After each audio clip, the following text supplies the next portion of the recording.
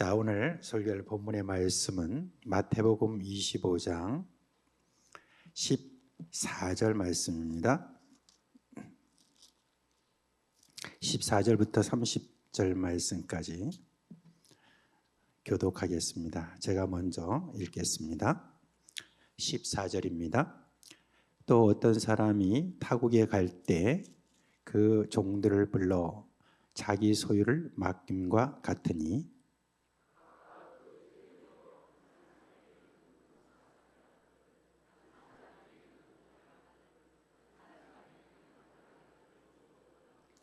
다섯 달란트 받은 자는 바로 가서 그곳으로 장사하여 또 다섯 달란트를 남기고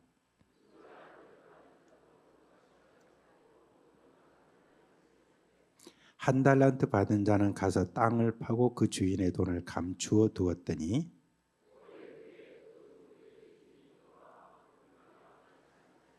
다섯 달란트 받았던 자는 다섯 달란트를 더 가지고 와서 이르되 주인이여 내게 다섯 달란트를 주셨는데 보소서 내가 또 다섯 달란트를 남겼나이다.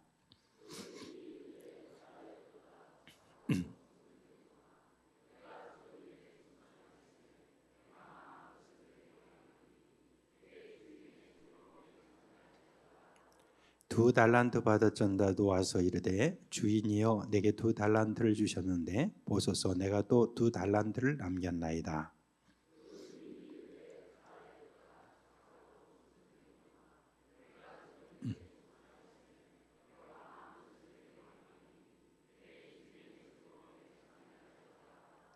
한 달란트 받았던 자는 와서 이르되 주인이여 당신은 굳은 사람이라 심지 않은 데서 거두고 해치지 않은 데서 모으는 줄을 내가 알았으므로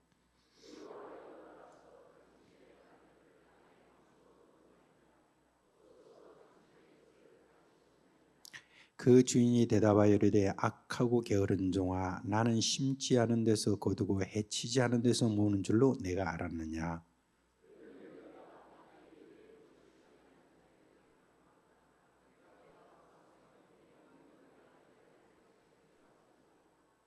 그에게서 그 한 달란트를 빼앗아 열 달란트 가진 자에게 주라.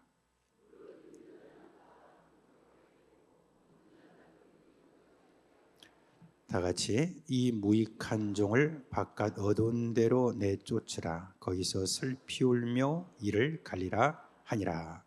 아멘. 오늘 여기에 함께 하신 여러분 대부분 이 달란트 설교를 한 두 번 이상은 또 좀 들었을 것으로 그렇게 생각합니다. 근데 이 비유는 재림을 준비하는 우리에게 반드시 필요한 교훈이 담겨 있는 비유로서 오늘 다시 한번 여러분과 함께 나누기를 바랍니다. 우리 그리스도인들이 마지막 날에 대해서 꼭 질문해야 되는 것, 그 중에 하나는 왜 예수님은 때와 기한을 정해주지 않으셨는가 하는 것입니다. 오늘 우리가 보는 이 본문에 그 답이 있습니다. 착하고 충성된 종이냐 아니면 악하고 게으른 종이냐를 구분하기 위한 가장 좋은 방법이기 때문에 그런 것입니다. 자, 그러면 착하고 충성된 것은 무엇이고 악하고 게으른 것은 무엇인가 하는 것을 살펴보면 되겠습니다. 먼저 우리가 이 비유는 예수님 당시에 문화적 그런 이해가 없으면은 우리가 오해를 할 수 있습니다. 그래서 먼저 그걸 우리가 좀 살펴봤으면 합니다. 여러분 이 비유에서 주인이 타국에 갈 때 종들을 불러 자기 소유를 맡기는 것이다 라고 이렇게 이야기했는데 이게 무슨 말일까요? 이 비유와 비슷한 비유가 다른 복음서에 있는데요. 마가복음 13장 34절에 가령 사람이 집을 떠나 타국으로 갈 때 그 종들에게 권한을 주어 각각 사물을 맡기며 문지기에게 깨어있으라 명함과 같으니 라고 이렇게 했습니다. 그리고 누가복음에도 19장 12, 13절에 이르시되 어떤 귀인이 왕위를 받아가지고 오려고 먼 나라로 갈 때 그 종 열을 불러 은화 열 문화를 주며 이르되 내가 돌아올 때까지 장사하리라 하니라 라고 그렇게 했습니다. 오늘날에는 오너들이 직접 경영하는 것이 너무 흔하죠. 그러나 당시에는 오너들이 직접 경영하는 것이 아니었습니다. 이 경영은 아랫사람이 하고 주인이 하는 일은 뭐냐면 경영을 잘 할 수 있는 환경을 만들어주는 것이었습니다. 그 환경이라는 것은 뭐냐면은 다른 민족과의 연합이라든지 큰 나라로부터 나라로서 어떤 승인을 받기 위해서 다른 나라로 이렇게 순방하는 그런 일이었습니다. 즉 전쟁을 막고 부족 간 그리고 민족 간의 발전을 위한 그런 외교가 그의 일이지 집안일은 종들이 다 하는 것입니다.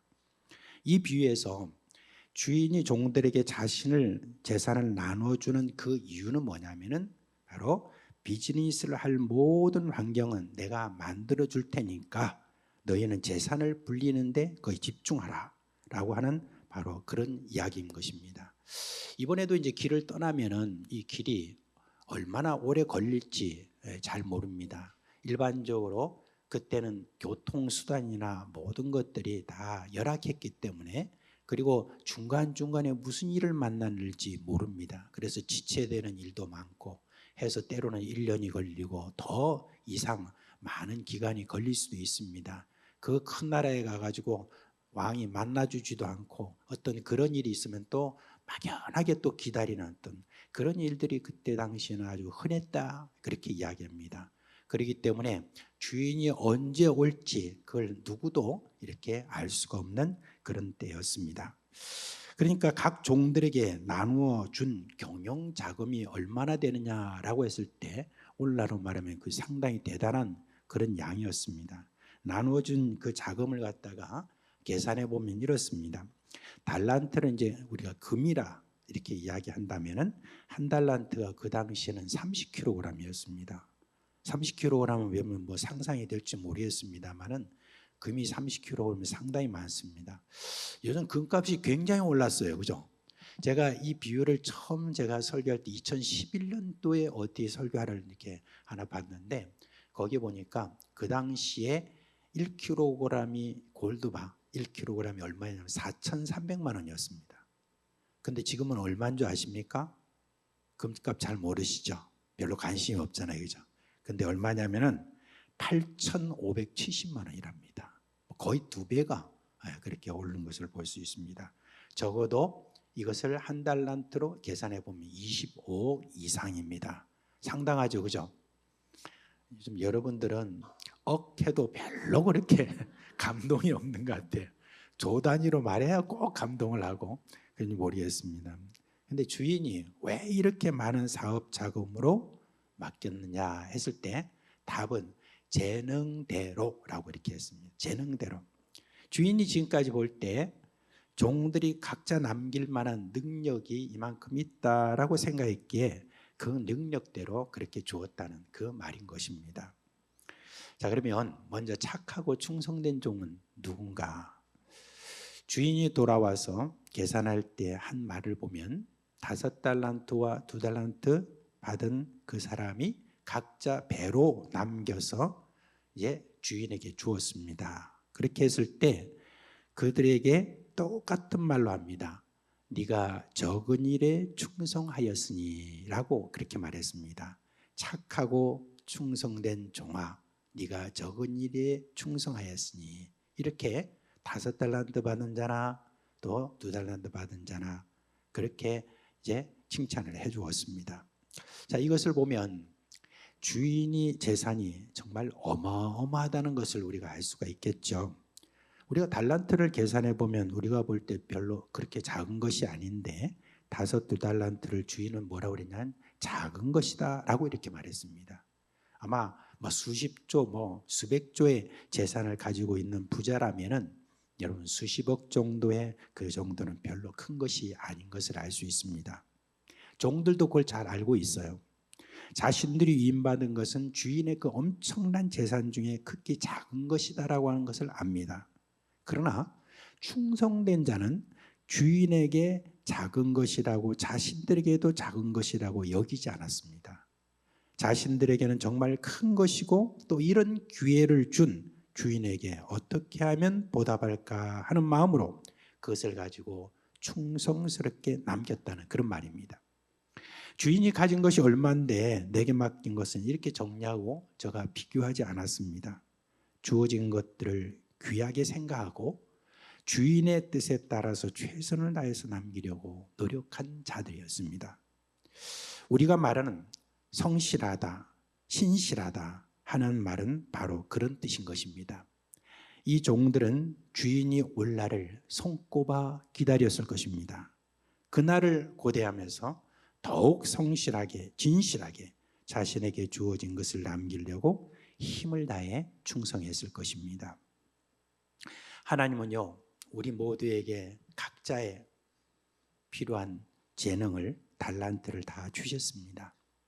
달란트가 5일 수도 있고 2일 수도 있고 하나일 수도 있습니다. 하나님은 각자에게 원하시는 것은, 그러나 하나님이 각자에게 원하시는 것은 착하고 충성된 자가 되어야 되는데, 무엇에 대해서 충성된 자가 되어야 되느냐? 우리에게 주어진 모든 것입니다. 우리의 생명이 그렇고요, 우리의 날들이 그렇고, 우리의 달란트나 직업이나 학업이나 이런 모든 것, 하나님께서는 우리에게 그 모든 것이 적지만 다 우리에게는 귀한 것으로 주어진 것입니다. 자신에게 주어진 것을 귀하게 생각하고 최선을 다해서 내 인생 그대로 두지 않고 이 인생에서 무엇인가 남겨야 되겠다라고 하는 그런 어떤 마음을 가진 자가 착하고 충성된 것입니다. 2달란트, 5달란트 분명히 큰 차이가 있습니다. 그러나 우리 하나님께서 보실 때는 2달란트는 5달란트 남기는 자가 되는 건 그것이 착하고 충성된 것이지, 얼마나 많이 남기느냐, 하나님 앞에서는 이 모든 어떤 우주가 하나님의 것으로 그렇게 생각을 할 때 그 양이 그렇게 중요한 것이 아니라는 것입니다. 착하고 충성된 종은 적어도 이 세상에서 어떤 형편에서든지 남기는 자가 되어야 된다라고 하는 그것을 이야기를 하는 것입니다. 우리가 찬양에 보면은 이런 찬양이 있잖아요. 진실하게 신실하게 거룩하게 살게 하소서라는 이 찬양이 있는데, 그 찬양은 뭡니까? 우리가 이 세상에 살아가면서 우리가 해야 될 우선적인 기도 중에 하나가 되어야 될 것입니다.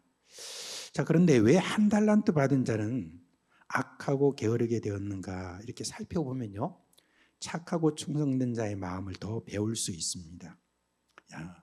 악하고 게으른 자가 어떤 문제가 있었느냐, 왜 너는 남기지 않고 내가 준 것만 가지고 왔느냐라고 물을 때 게으른 종은 핑계를 댑니다. 여러분, 게으른 자는 늘 핑계를 많이 대잖아요. 그 핑계가 뭐냐? 먼저 말하기를 당신은 굳은 사람이다 라고 했습니다. 여기서 굳다라고 하는 건 뭐냐면 사납고 엄하다라고 하는 그런 말입니다. 주인이 자신에게 준 달란트를 잃어버리면 나를 쫓아내거나 죽일 거라는 그런 두려움 때문이라는 그런 이야기입니다. 이것은 주인을 욕되게 하는 말이죠. 주인은 종의 재능을 보고 능력을 발휘할 기회를 준 것입니다. 그런데 종은 그것을 주인이 자신을 내어칠 빌미를 준 것이라고 주인을 꾸짖는 그런 모양새를 취한 겁니다.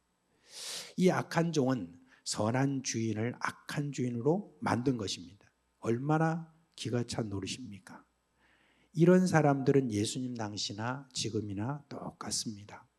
하나님과의 관계를 사랑의 관계로 이해하지 않는 사람은 하나님을 어떻게 이해하느냐? 하나님을 엄한 분으로 그렇게 이해를 합니다. 예수님께서 당시 종교 지도자들에게 이렇게 말씀하셨어요.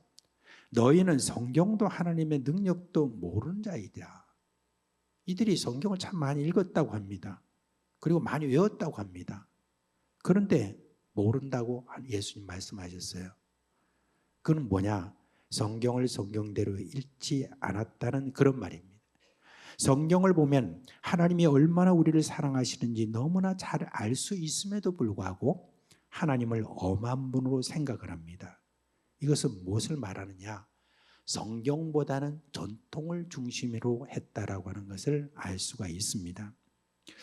우리가 이렇게 신앙생활 하면서 제가 또 여러분들 참 가르치는 게 많잖아요. 설교를 통해서도 가르치고 또 스쿨을 통해서도 가르치고 또 금요일이 되면 또 이렇게 그런 어떤 가르침이 다 이렇게 있을 때 여러분 늘 그 모든 것들이 다 진리고 다 그 옳고 다 그렇다라고 어떤 그렇게 생각하는 것보다도 늘 여러분들 하나하나 또한 또 살피고 이게 맞냐 안 맞냐 그것도 좀 따져봐야 됩니다. 어떤 분들은 그냥 목사님이 말씀하시면 그거 다 진리지 뭐 뭘 꼭 그렇게 따지느냐 그렇게 말하는데 그거 아닙니다. 여러분 우리가 어떤 유튜브를 통해서 설교를 듣고 뭐 어떤 경우를 통해서 여러분들이 어떤 가르침을 또 전통을 여러분들이 계속 이렇게 듣는다 할지라도 늘 이렇게 해야 됩니다. 그게 맞나? 진짠가? 하는 어떤 그런 마음을 여러분들이 꼭 가지고 그렇게 여러분이 주의를 또 기울여야 되고 그렇게 생각을 해야 됩니다. 그래야 우리가 하나님의 말씀을 우리가 오해를 하지 않습니다. 하나님의 말씀 그런 어떤 부분들에서 늘 우리는 그런 마음으로 하나하나 이렇게 헤아려 봐야 됩니다. 제가 신앙생활하고 난 다음부터 그 다음부터 이제 어떻게 보면은 하나님께서 그런 마음을 참 많이 주신 것 같아요. 그렇게 해서 늘 이렇게 하나님 말씀이 뭐 늘 그런 어떤 해석으로 쭉 이렇게 오는 것에 대해서 누구나 다 뭐 다 그렇지라고 생각하는 어떤 부분도 저는 성경을 다시 한번 읽어봐요. 진짜인가? 그렇게 했을 때 진짜가 아닌 경우도 여러 번 있었다는 거 그런 걸 제가 보게 되었습니다. 그래서 제가 또 설교하는 가운데서 여러분들이 어떻게 보면 전통적인 그런 해석하고는 조금 다르네라고 하는 어떤 그런 마음을 가지고 저에게 이야기하는 그런 분들도 있습니다. 그렇습니다. 하나님의 모든 말씀에 대해서 쭉 우리가 전통적으로 관례대로 뭐 하는 거 있잖아요. 이런 것들 정말 조심해야 됩니다. 제가 지금 뭐 이렇게 지금 있으면서 지금 이렇게 노회 모임이다, 무슨 시찰 모임이다, 뭐다 이렇게 할 때마다 늘 제가 어려운 마음이 뭐냐면은 뭘 이렇게 하는데 늘 관례다 이런 말을 많이 해요. 관례다. 근데 내가 하나님 말씀에 비추어서 이걸 판단해 볼 때는 이건 아니다 싶은 것들이 많은데 그냥 관례이기 때문에 그렇게 한다라고 하는 그런 일들인데 여러분 하나님의 말씀에 비추어서 뭔가 꺼림이 있으면 그걸 이야기를 할 줄도 알아야 되고 그것을 잘못된 것이라고 말할 줄 아는 그런 어떤 건강한 그리스도인이 되어야 되는 겁니다. 그렇지 않으면 우리가 그냥 게으른 자로 그냥 나가는 겁니다. 그냥 게으르게 하나님의 뜻이 우리에게 얼마나 중요합니까? 하나님의 뜻이 얼마나 중요해요. 그런데 그 하나님의 뜻에 대해서 우리가 헤아리는 것에 열심을 내지 않고 그냥 흘러가는 대로 그렇게 한다고 한다면은 그는 게으른 사람이다라고 하는 그런 말입니다. 이 악하고 게으른 종이 이어서 한 말을 한번 볼까요? 당신은 심지 않은 데서 거두고 해치지 않은 데서 모으는 분입니다 라고 했습니다. 다른 말로 하면 주인은 아무런 수고도 하지 않으면서 놀고 마시는 자라고 생각한 겁니다. 주인을 무의도식하는 자라고 그렇게 지금 말하고 있습니다. 악하고 게으른 자의 특징은 전혀 근거 없는 그런 판단을 하죠. 늘 이렇게 보이는 것만 전부예요.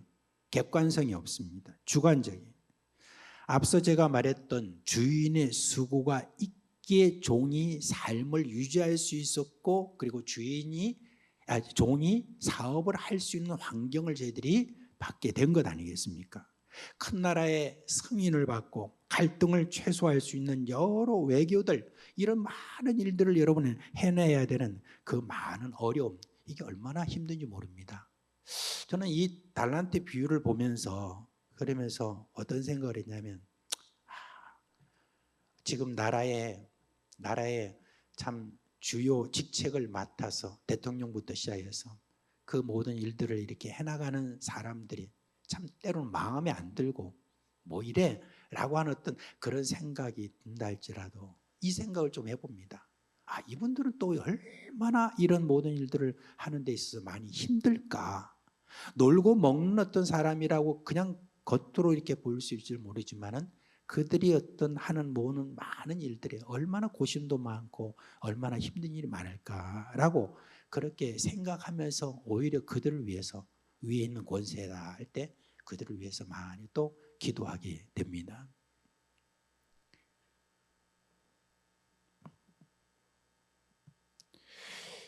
이로 볼 때 충성된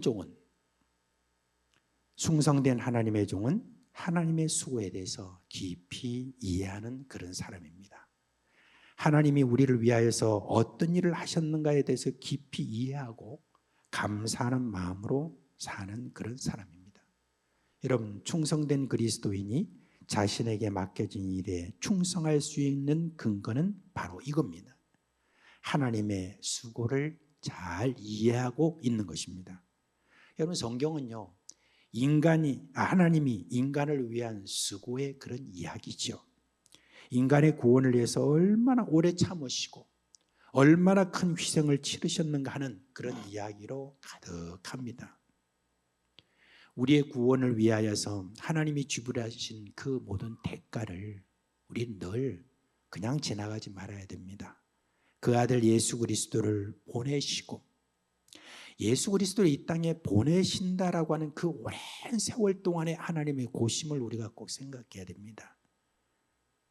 그 전에 하나님께서 얼마나 많은 선지자들을 보내시고 또 계속해서 또 보내시고 그것으로 그냥 해결했으면 얼마나 좋을까라고 하는 어떤 그 고심, 그리고 우리의 죄악을 담당하시려고 예수님 오셔서 십자가에 달리신 그 고통을 헤아린다면 지금 우리에게 맡겨진 삶의 모든 자리에 충성하는 것은요, 여러분 지극히 당연한 것입니다.